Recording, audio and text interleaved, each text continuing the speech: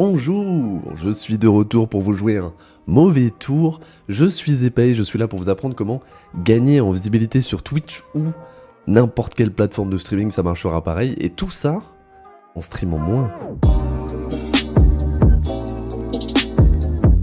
Un des premiers conseils que je vais vous donner va peut-être paraître bizarre à certains, mais c'est tout simplement de streamer moins. Trop de personnes, dont de gros influenceurs parfois, donnent le conseil de streamer tous les jours, 7 jours sur 7, 10 heures par jour, jusqu'à ce que quelque chose se passe. Premier petit tips que je vous donne, ça marche pas comme ça. Si vous faites ça, vous basez votre réussite sur Twitch à la chance. Et si vous aimez les jeux de hasard, tant mieux pour vous. Personnellement, c'est pas mon truc. Parce que quelqu'un qui fait que stream tous les jours sur Twitch dépend de quelques facteurs potentiels de découverte de la plateforme qui sont très limités. C'est quoi? C'est les hosts et les raids et la hype d'un nouveau jeu ou d'une nouvelle catégorie sur Twitch. Ça fait que ces deux petites choses-là, si vous faites que stream sur Twitch tout le temps, sans rien faire à côté. À part ça, il n'y a aucun moyen d'être découvert sur Twitch. Twitch n'a pas d'algorithme sur leur site capable de vous recommander un stream suivant des facteurs, comme pourrait le faire YouTube avec cette vidéo ou n'importe quelle vidéo. C'est pour ça que je vous dis, le conseil que je vous donne, c'est de streamer moins. Là, forcément, il y en a quelques-uns qui vont me dire « Oui, mais si je stream moins, j'ai encore moins de chances d'être découvert sur Twitch. » Alors non, je vous dis de moins stream, pas de moins travailler. C'est très différent. Je vous dis d'utiliser mieux votre temps et de le gérer pour utiliser des plateformes qui ont de meilleurs outils de découverte que Twitch. Quand je vous dis mieux utiliser votre temps, c'est dans le sens où au lieu de stream 7 jours sur 7, 10 heures par jour, vous pouvez stream 3 jours par semaine et le reste du temps, vous le passez à trouver des nouvelles idées de stream, mieux préparer vos streams, améliorer la qualité globale de votre stream et je peux vous assurer que votre temps sera bien plus rentable comme ça. Et quand je vous parlais de meilleurs outils de découverte que Twitch, je vous parlais de diversifier votre contenu sur d'autres plateformes qui ont de bien meilleurs outils de découverte que Twitch. C'est pas très difficile à faire, on va pas se mentir, mais notamment l'un des premiers et que j'utilise aujourd'hui, c'est YouTube.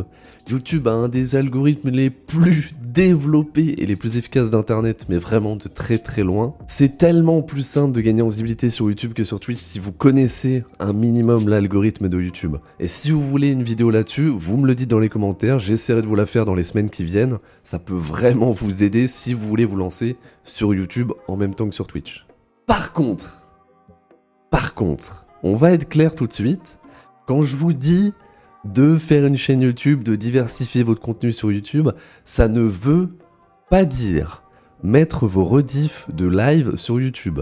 Ça ne marche pas. Enfin si, ça marche seulement pour les très gros streamers, les streamers qui sont déjà connus, puisque leurs viewers qui n'ont pas le temps de regarder tous les lives vont aller regarder les rediffs sur YouTube parce que les rediffs de Twitch, ça pue un peu la merde. Voilà, je l'ai dit, c'est fait, c'est dit. Donc les gens vont regarder les rediffs des gros streamers sur YouTube. Ce n'est pas votre cas.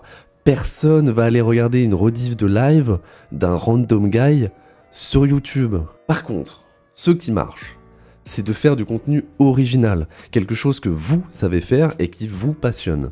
Personnellement, j'adore expliquer ce que je sais et apprendre aux autres ce que j'ai appris. C'est pour ça que je fais ce type de vidéo. Et honnêtement, ça me plaît énormément, je prends beaucoup de plaisir et je découvre un nouvel univers, le montage, les vidéos, tout ça je ne connaissais pas. Je commençais à avoir fait le tour de beaucoup de choses sur Twitch et là je découvre de nouvelles choses à faire et à apprendre et j'adore ça honnêtement. Et vous voulez savoir si ça marche?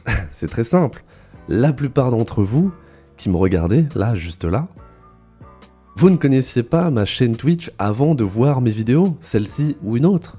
Et maintenant, vous la connaissez. Alors que vous ne seriez sûrement jamais tombé sur mon live parmi les 3 millions de streamers Twitch qui lancent un live par mois. 3 millions. C'est impossible de... Pour me trouver sur Twitch ou pour trouver un petit streamer sur Twitch, c'est simplement à base de chance. Il n'y a rien d'autre. Donc si vous continuez à faire que stream tout le temps, rien faire d'autre à côté de Twitch, vous basez votre réussite sur Twitch sur la chance. Personnellement, j'ai décidé que je n'avais plus envie. La chance, c'est pas mon truc, je préfère travailler dur et essayer d'y arriver par moi-même. Et le plus amusant depuis que je fais ça, c'est que je gagne des followers Twitch quand je ne live pas. En dehors de mes lives, grâce aux vidéos YouTube et aux vues de mes vidéos YouTube, je gagne des followers en dehors de mes lives. C'est pour ça que je vous dis, vous n'êtes pas obligé de live 7 jours sur 7. Moins live ne va pas vous faire gagner moins de followers ou moins de viewers. C'est limite l'inverse. C'est même l'inverse. Je gagne plus de followers depuis que je live moins et que je fais des vidéos YouTube.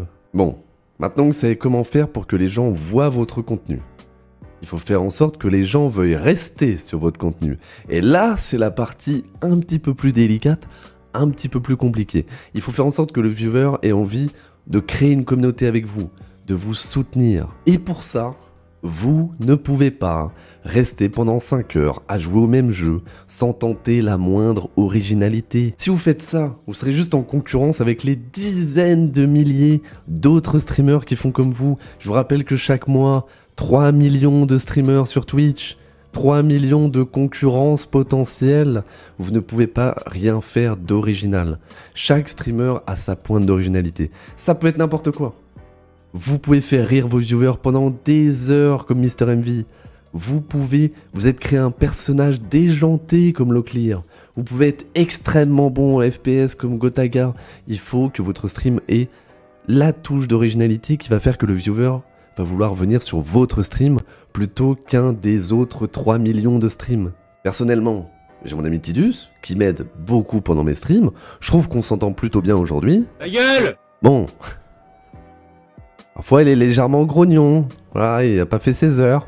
Mais vous avez compris le principe. Réussir dans le stream, c'est comme monter une entreprise. Sauf que là, vous avez chaque mois 3 millions de concurrents. Vous devez trouver votre petite pointe d'originalité qui vous rendra unique sur Twitch. Vous n'avez pas le choix. Et ce dont vous n'avez pas le choix non plus, c'est de respecter mon prochain conseil qui est le plus important de tout ce que je vous ai dit.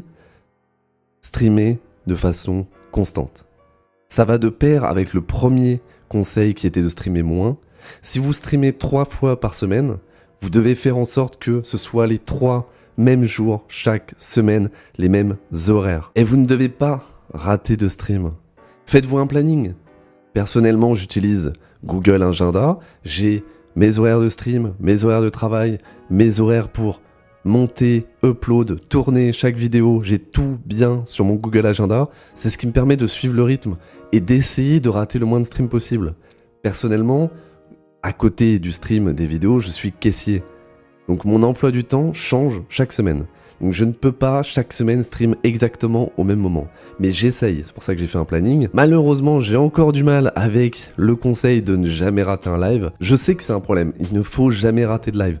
Imaginez votre stream comme une entreprise. Imaginez votre stream, c'est la boulangerie du coin. Vous allez à votre boulangerie tout le temps, vous avez l'habitude d'y aller, vous êtes très content d'y aller. Mais un jour, vous y allez et elle n'est pas fermée. Ça n'a pas été prévenu qu'elle était fermée, elle est juste fermée un jour où elle devait être ouverte. Ça va vous agacer. C'est pareil pour les viewers. Un viewer qui va venir sur votre live et que vous n'y êtes pas alors que vous devez y être, va être agacé. Après bien sûr, il y a des moments où on n'a pas envie. C'est une passion que j'adore ça stream. J'adore ça maintenant faire les vidéos YouTube.